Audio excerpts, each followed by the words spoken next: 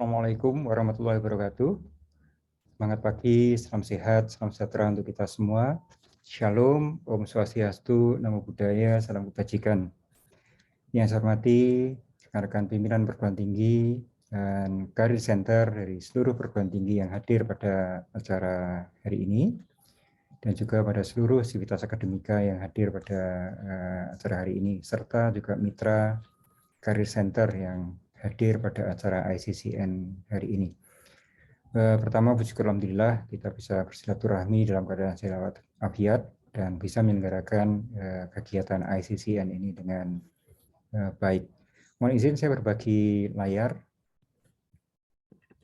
untuk sedikit sharing memaparkan apa kegiatan kita ini, yaitu meninjau pusat karir, peran dari pusat karir dalam konteks semangat Merdeka Belajar Kampus Merdeka.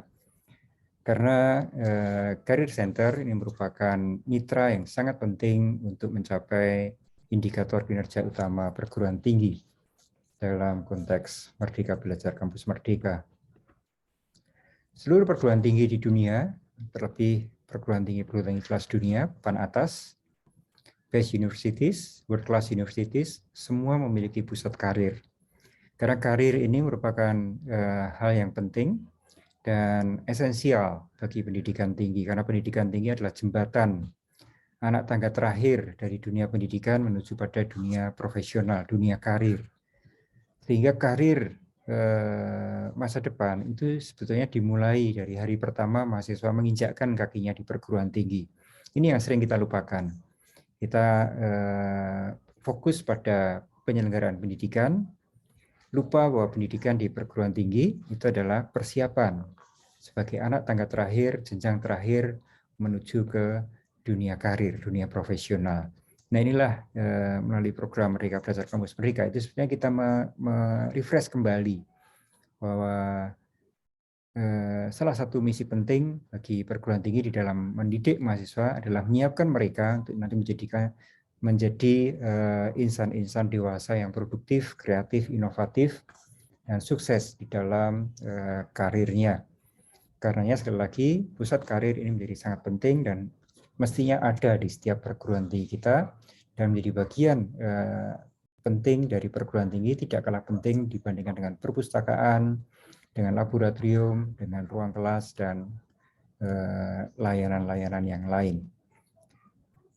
Nah, tantangan talenta saat ini dan ke depan ini cukup challenging.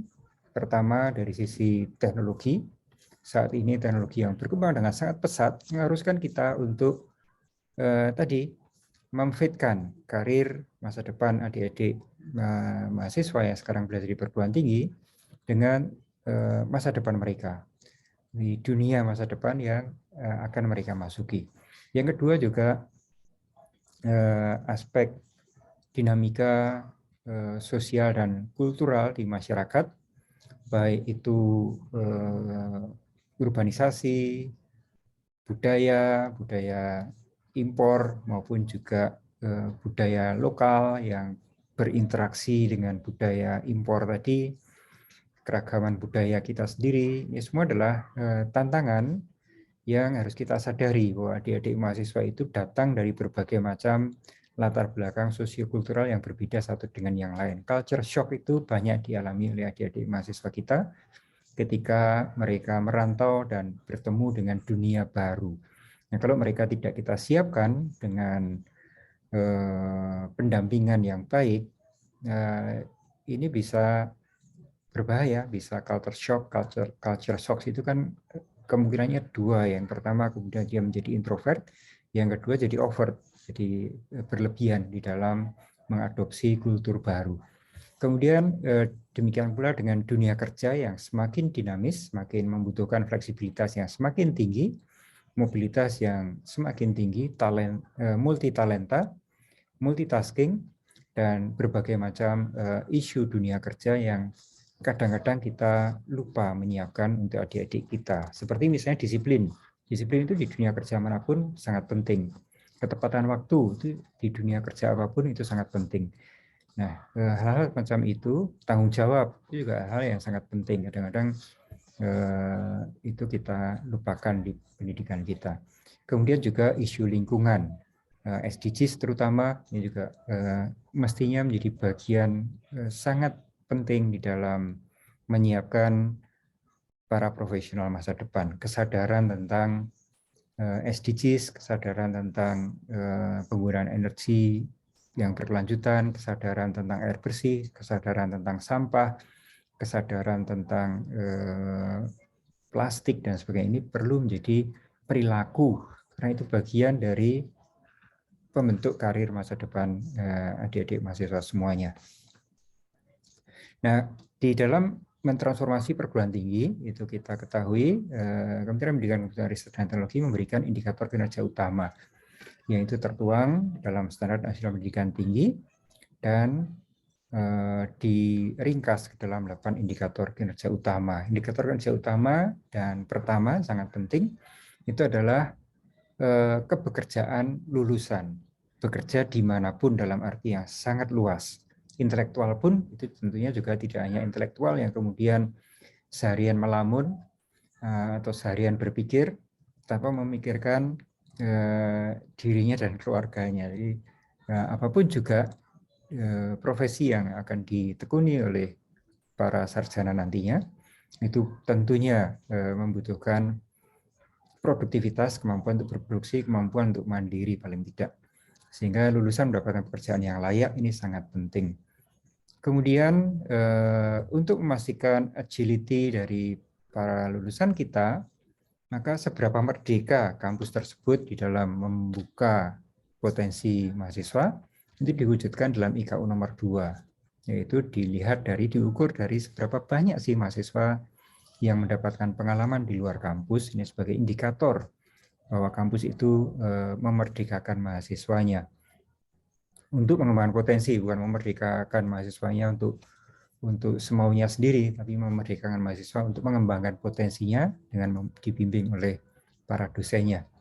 Nah, kita juga mendorong dosen untuk berkegiatan di luar kampus, kemudian kita undang profesional masuk ke dalam kampus supaya kelas-kelas kita lebih aktif, lebih kolaboratif, problem-based project-based learning, kerjasama mitra dengan mitra-mitra kelas dunia, kemudian hasil-hasil kerja dosen tidak hanya dalam publikasi tapi juga yang digunakan oleh masyarakat serta standar internasional. Tapi dari 8 ini 2 ini yang terkait langsung dengan mahasiswa dan perlu sekali kita kawal melalui pusat karir. Nah, saat ini program Kampus Merdeka itu 8 program yang sudah kita kemas, 9 dengan bela negara. Tapi ini yang ada di bawah Kemdikbud, yang pertama program magang. Ini peran dari pusat karir di situ ini untuk membantu mahasiswa menjalani aktivitas mereka sebagai trainee, sebagai intern di organisasi mitra. Nah, ini pusat karir kita harapkan tahu apa yang dilakukan oleh mahasiswa sehingga tahu kompetensi apa yang diperoleh oleh mahasiswa dan memastikan mereka betul-betul mendapatkan pengalaman dan kompetensi yang dijanjikan oleh mitra. Kemudian studi-studi independen juga perlu pusat karir itu mengikuti short course untuk menyelesaikan proyek-proyek di kemudian hari. Ini studi independen bagi mahasiswa. Ini untuk mereka dimulai dengan mengikuti training, mengikuti pelatihan intensif. Kemudian nanti di akhir dari studi independen itu mereka membuat proyek mandiri dalam tim untuk membuktikan kompetensinya, membuktikan ilmu yang diperoleh selama pelatihan tadi. Contoh misalnya Google Bangkit itu sekitar 800-900 jam, itu 500 jam dalam bentuk pembelajaran mandiri, self-paced learning, 150 jam sampai 200 jam itu online synchronous learning, pembelajaran langsung, tatap muka langsung, baik daring maupun luring. dan 200 jam dalam bentuk proyek mandiri sebagai capstone desain proyeknya. Kemudian kampus mengajar ini memberikan pengalaman bagi calon terutama maupun juga anak-anak kita yang punya passion untuk mendidik. Ini juga memberikan pengalaman bagi mahasiswa untuk ini juga transformasional bagi mahasiswa untuk menyiapkan karir masa depan mereka dengan mengajar di sekolah-sekolah di pelosok. Pertukaran mahasiswa ini mahasiswa mengambil kuliah di perguruan tinggi lain, baik antar pulau maupun antar negara. Ini juga transformasional sekali, yang antar pulau pertukaran mahasiswa merdeka, itu mahasiswa membangun Bhinneka Tunggal Ikaan mereka. Penelitian atau riset yang melakukan riset intensif sebagai riset asisten di bawah bimbingan para peneliti senior. Program wirausaha ini untuk mengembangkan kewirausahaan mahasiswa, membuat startup dan sebagainya dengan didampingi oleh mentor, dibimbing melalui berbagai training, melalui berbagai penyiapan untuk menjadi entrepreneur-entrepreneur yang sukses. Proyek-proyek di desa ini juga proyek-proyek sosial, sociopreneurship untuk membangun ekonomi atau pengembangan pemberdayaan masyarakat. Ini tujuannya untuk menyiapkan sosiopreneur masa depan, petani-petani milenial, peternak milenial, agrobisnismen masa depan, dan sebagainya. Proyek-proyek kemanusiaan ini untuk berbagai bentuk humanitarian activities. Ini juga satu area profesi yang di Indonesia belum banyak mendapatkan perhatian secara serius. Padahal di dunia internasional humanitarian workers itu termasuk yang sangat prestisius. Nah, ini tantangan bagi Career Center. Ini dari survei yang dilakukan oleh teman-teman melalui in-depth interview pada 109 pengelola pusat karir pada tahun 2018. Ini ternyata 62,5% itu belum memiliki strategi untuk memasarkan layanannya. Jadi ini masih banyak yang belum mampu untuk branding, positioning Career Center di lingkungannya sendiri. Belum memiliki rumusan layanan yang sesuai untuk perusahaan, juga belum, masih separuh lebih yang belum memiliki value propositions untuk mitra perusahaan yang dituju, serta services yang akan ditawarkan pada perusahaan. Jadi Career Center ini kan melayani dua sisi, bridging two sides. Bagi kampus ini merupakan jalan pintu untuk masuk ke industri, bagi industri ini merupakan jalan atau pintu untuk masuk ke perguruan tinggi untuk mendapatkan talenta-talenta terbaik. 47,7% belum memiliki sistem online untuk mengelola layanannya. Kemudian kesulitan untuk menerapkan pelatihan persiapan karir yang menarik. Jadi ini memberikan career development bagi millennials. 40% masih merasakan ini challenging. Kemudian kesulitan untuk melakukan promosi layanan karir ke mahasiswa. Jadi mahasiswa 35% masih, atau Career Center masih sepertiga dari Career Center itu masih merasa sulit untuk mempromosikan layanan mereka pada mahasiswa. Kemudian kesulitan mengimplementasikan pelatihan soft skills yang menarik, kesulitan membuat program wirausaha yang menarik. Jadi ini kira-kira gambaran challenges yang dialami oleh Career Center. Jadi lebih dari separuh pusat karir yang mempunyai tantangan dengan rumusan strategi layanan seperti di atas ini. 39% dari pimpinan Career Center membutuhkan metode rekrutmen alternatif yang lebih efektif. Jadi ini 39% mengatakan membutuhkan metode rekrutmen alternatif bagi perusahaan yang dilayani oleh Career Center. Tingkat kehadiran saat seleksi rendah. Ini problem-problem yang disampaikan oleh 74 perusahaan rekanan Career Center ICC pada tahun 2018. Itu 39% mengatakan mereka untuk merekrut talenta itu kalau menggunakan metode konvensional itu tidak mendapatkan yang diinginkan. Jadi ini membutuhkan metode rekrutmen alternatif untuk generasi milenial ini. Kemudian saat seleksi ini kehadirannya rendah, ini disampaikan 20% dari yang diwawancara.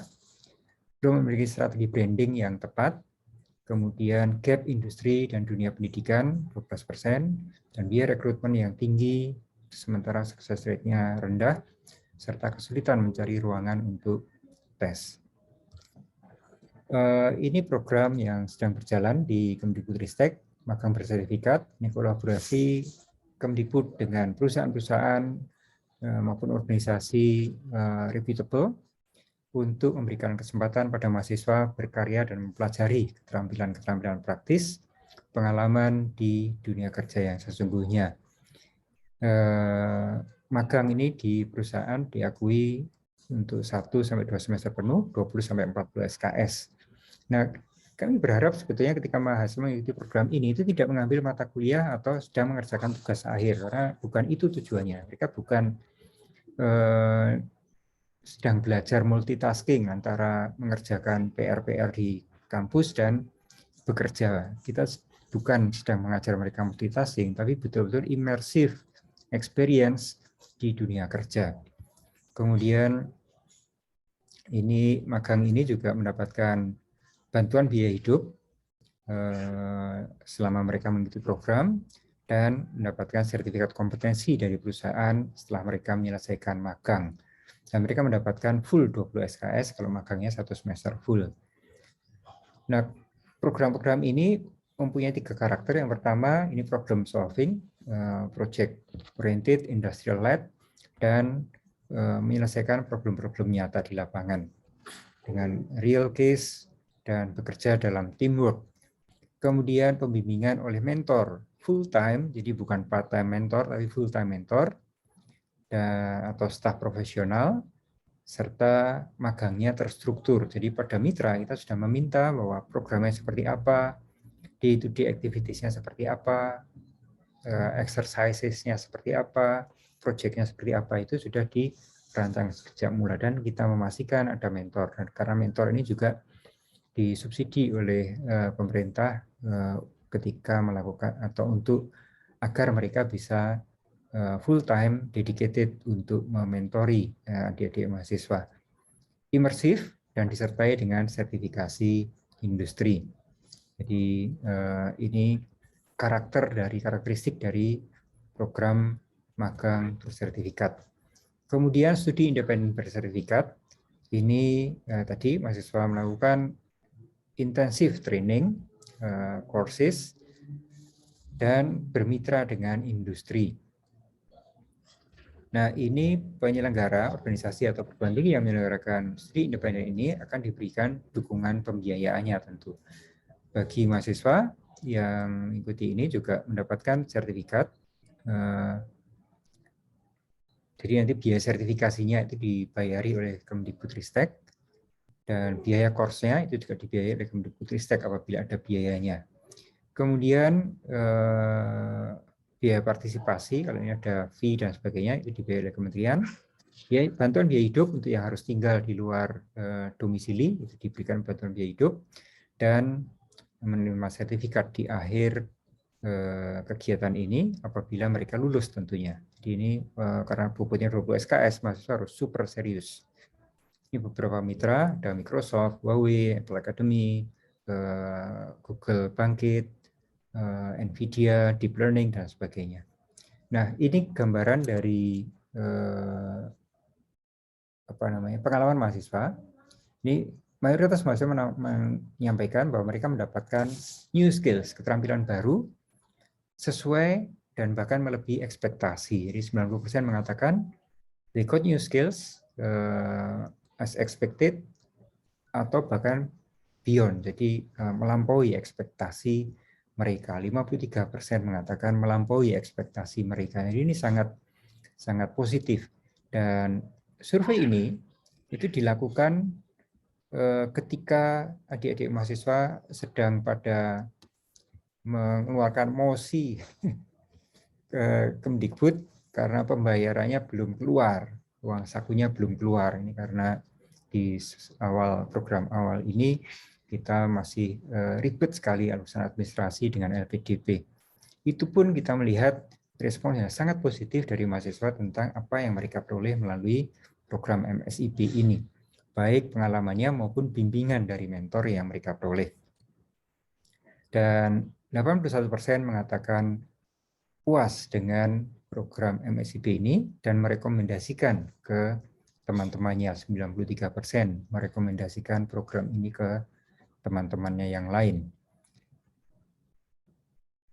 Ini tantangan bersama, 80% dari mahasiswa masih berasal dari Jawa, sementara peluang MSIP ini tidak terserap oleh mahasiswa karena mismatch. Mahasiswa tidak siap atau tidak lolos seleksi, atau tidak diizinkan oleh kampusnya, ini yang sangat memprihatinkan. Jadi ini yang harus tidak terjadi lagi di semester depan. Jadi jangan sampai mahasiswa sudah competing untuk mendapatkan peluang kerja di perusahaan multinasional misalnya, tapi tidak diizinkan oleh kampusnya untuk berangkat.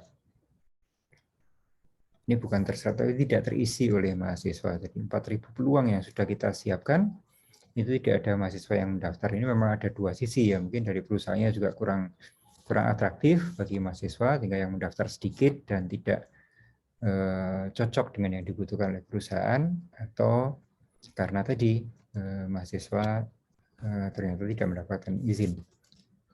Nah, untuk itu kami berharap pusat karir ini bisa membantu mahasiswa mendorong mengikuti program MSIP karena ini betul-betul menyiapkan karir mereka. Ini betul-betul menyiapkan masa depan mereka.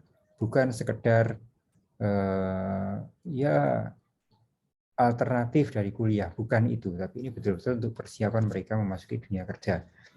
Kemudian pusat karir juga melakukan training agar terserap agar para lulusan itu lebih tinggi keterserapannya, maupun mendampingi adik-adik mahasiswa di kampusnya masing-masing untuk bisa lolos ke dalam program-program kampus merdeka yang ada di kementerian. Kemudian juga kita harapkan pusat karir juga menjadi pendorong untuk kerjasama kolaborasi perguruan tinggi dengan mitra-mitra industri. Karena ini sekali lagi sangat penting baik bagi perguruan tinggi maupun bagi mahasiswa dan dosennya. Dan memberikan pendampingan pada mahasiswa agar SKS mereka betul-betul diperoleh dari kampusnya. Masih banyak mahasiswa yang tidak menerima konversi penuh, jadi ikut program 20 SKS tapi hanya diakui 10 SKS, kasihan mereka. Atau ngambil program 20 SKS tapi juga masih mengambil kuliah, 5-6 mata kuliah, itu sama saja bohong. Dua-duanya nggak dapat, kuliahnya setengah-setengah, pengalaman ya seharusnya mereka peroleh dengan sangat intensif, itu juga dilakukan setengah-setengah. Itu sebaiknya tidak usah ikut kalau seperti itu, tidak usah ikut program Kampus Merdeka kalau tanggung-tanggung. Ini program batch kedua untuk program MBKM. Ini pendaftaran organisasi mitra, ini berakhir 7 Desember.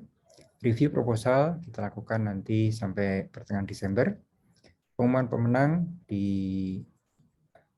sampai minggu ketiga Desember.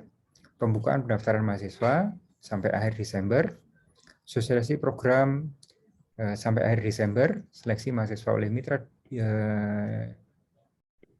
industri usaha dunia kerja, ini 13 Desember sampai 7 Januari. Jadi ini mengalir begitu, tidak episodik tetapi continuous prosesnya.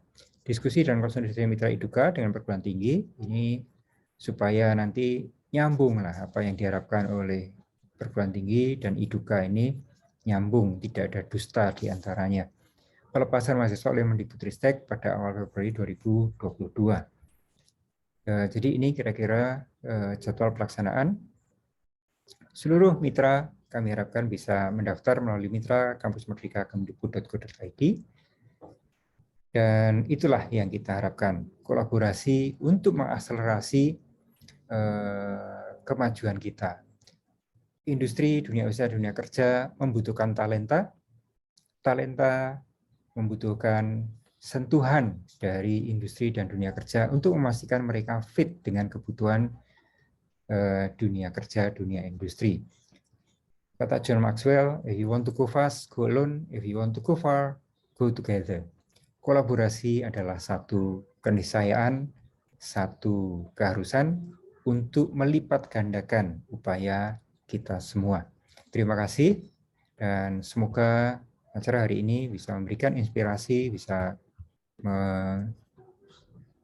menyiapkan program-program MBKM di semester yang akan datang, dan mulai bulan Desember ini kita berakselerasi untuk mewujudkan apa yang sudah kita rencanakan bersama. Terima kasih. Wassalamualaikum warahmatullahi wabarakatuh. Shalom, Om Santi, Santi, Santi. Om.